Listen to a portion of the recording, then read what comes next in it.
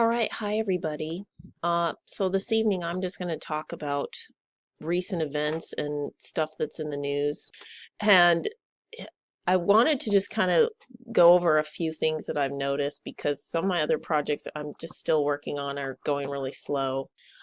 So before the election, basically the Chinese monkey, of course, chose Donald correctly because this is the year of the monkey. And basically, I think this whole election is kind of summarized by this photograph. The monkey gets it right. The monkey predicted the presidency, and so did the artificial intelligence system. But the polls consistently showed Hillary with a lead over Donald. And even up, especially election night, all of the news outlets, I would say the vast majority of the news outlets that I looked at were leaning heavily on Hillary well into the evening. And then all of a sudden the pendulum just swung the other way and everybody's like, oh my God, Donald's going to win. Oh, all the boo-hooing and like just, it's madness. But, people, the media really got their pants pulled, they got caught with their pants pulled down about how just like out of touch they are, and so much of this mainstream media insanity has been breaking down, and we kind of have this like delivery system online. So anyway, no surprise that this whole Pizzagate thing comes out of her camp, and now it's being flipped around. They strategized and figured out how they could make this work for them. And I don't know. I mean, I don't know how it's going to go with Donald in power, how all of this is going to go down. But one thing I will say is that anybody who's looked into Pizzagate, and I mean really looked into it, there's a lot of information. And yes, if you take individual data points, a lot of it has plausible deniability. But when you stand back and you put it all together, I think personally, like it warrants an investigation. But yet all I'm hearing about is how the FBI and law enforcement are making sure they're checking up on all the threats against this guy because of all of this coming out. Okay, so this guy, the owner of the pizza parlor, claims he's innocent, looks pretty damn creepy and potentially guilty online. The reason people online are going nuts about Pizzagate is because their spidey senses are tingling and their intuition is screaming at them, and there's all kinds of evidence that piles up and piles up.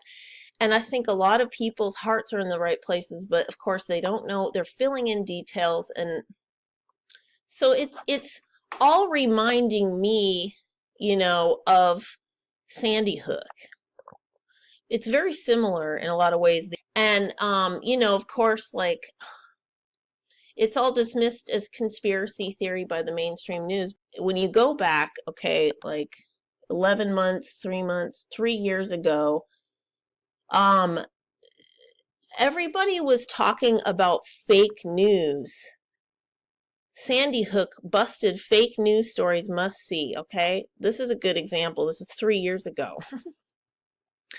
But what I'm saying is, the meme when Sandy Hook came out, all the conspiracy people were saying that the mainstream news is fake news, and that they were doing fake news reports for Sandy Hook, and all this news for Sandy Hook was fake news. Pretty much what's happening, of course, is that you have this mainstream news, and of course Clinton now is finally getting behind the meme, fake news puts lives at risk. Oh, Facebook and Google are supposed to just censor what they think is fake news. I mean, this is it's too blatant. I think they're doing this too soon. I think people are going to be like, hell no. But it's like then, and you have this paradigm of InfoWars, versus the mainstream media, and like Snopes and whatnot.